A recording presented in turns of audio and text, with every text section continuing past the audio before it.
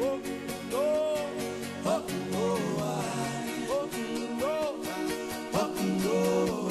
2004, at General Conference, I heard Bishop Ntumbo tell about pastors in the Democratic Republic of Congo not having Bibles. It was a throwaway line in his sermon when he said, my pastors don't have a Bible in their own language.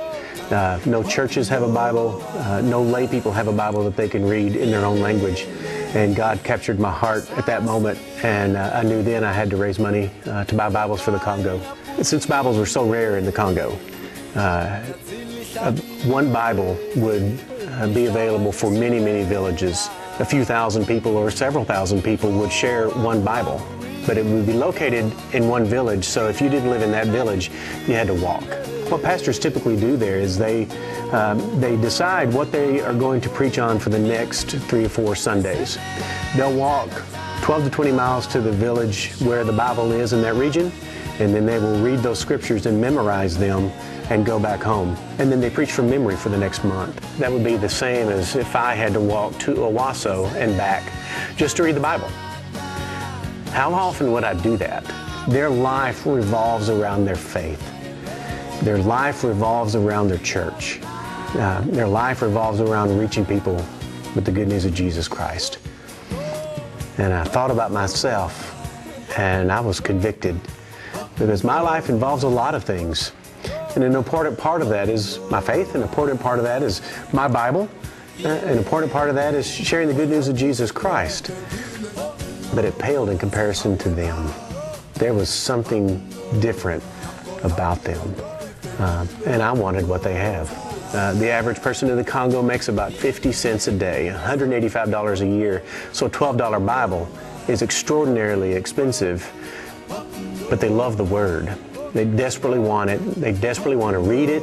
They want to put it in their heart. They want to memorize it. They want to live out what God has said in the Word. It was humbling because every time a person came up to receive the Bible, they bowed and they received the Word.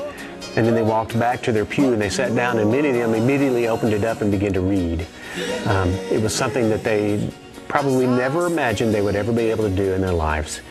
And as moms would go up there, we knew that we were going to affect a family forever. Because in Africa, as the mother goes, so goes the entire family. We take the Bible so for granted. I have 8 Bibles myself. I can turn to it at any time. They can't.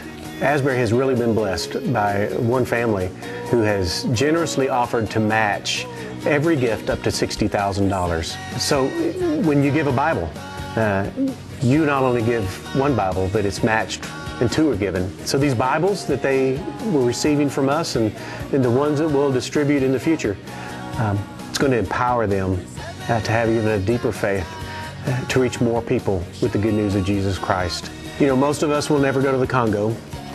Most of us will never distribute personally Bibles to people, to believers who live there. And we'll likely will never meet the people who receive these Bibles. At least we'll never meet them here.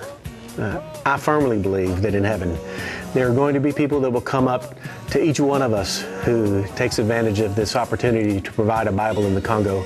They'll come up to us and say, I want to thank you. It's the Bible that you gave that enabled me to get to know God, that enabled me to understand who Jesus is and what He's done for me. And I gave my life to Him because of your Bible. I can imagine what that will be like one day as people say, I thank God for you. Just because you cared enough to send His Word to me.